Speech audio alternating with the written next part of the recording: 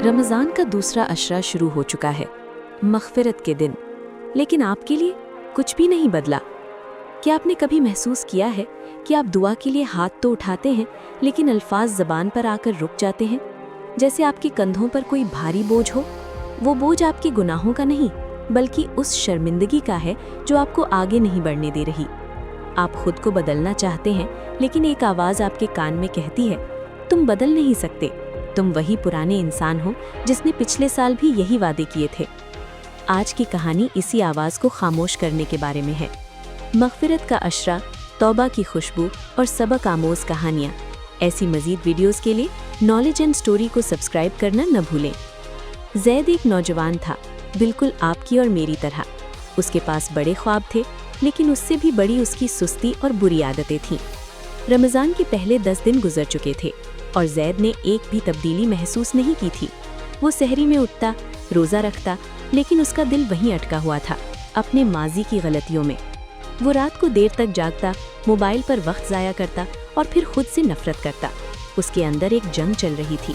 वो खुद को एक हारा हुआ इंसान समझने लगा था। उसे लगता था कि उसकी तौबा कबूल नहीं होगी, क्योंकि उसने अपना वादा बार बार तोड़ा था। दूसरे अशरे की दूसरी रात थी। ज़ैद मस्जिद के एक कोने में बैठा था। उसके चारों तरफ लोग दुआ कर रहे थे, रो रहे थे, लेकिन ज़ैद खामोश था। वो सोच रहा था, मैं यहाँ क्यों हूँ? मैं तो मुनाफिक हूँ।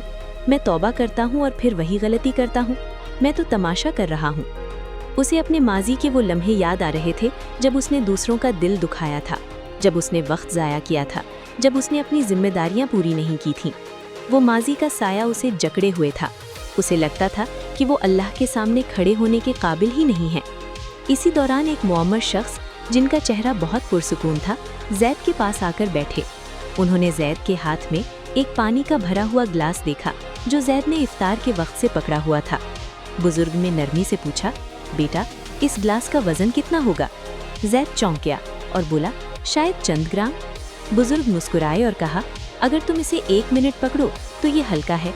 अगर तुम इसे 1 घंटा पकड़ो तो तुम्हारा हाथ दर्द करने लगेगा, और अगर तुम इसे सारा दिन पकड़े रहो तो तुम्हारा हाथ सुन्न हो जाएगा और तुम इसे गिरा दोगे।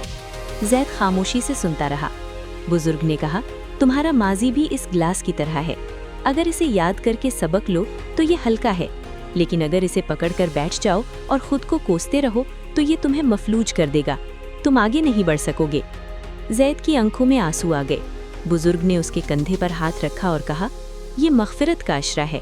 अल्लाह तुम्हें इसलिए नहीं बुला रहा कि वो तुम्हारे गुनाह गिनना चाहता है, बल्कि इसलिए बुला रहा है कि वो तुम्हें इन बोझ से आज़ाद करना चाहता है।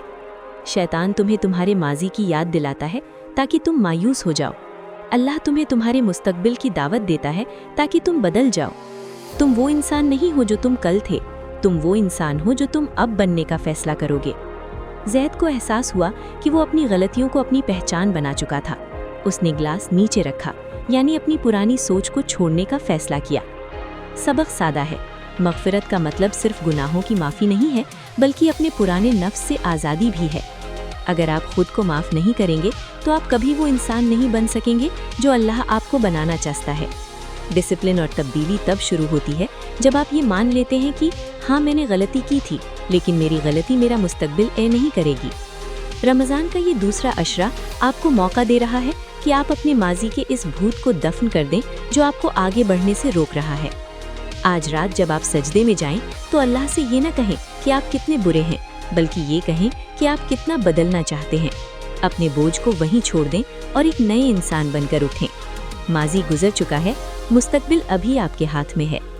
अगर इस कहानी ने आपके दिल को छुआ है तो इसे लाइक करें, शेयर करें और ऐसी मज़ीद वीडियोज़ के लिए नॉलेज एंड स्टोरी को सब्सक्राइब करना न भूलें।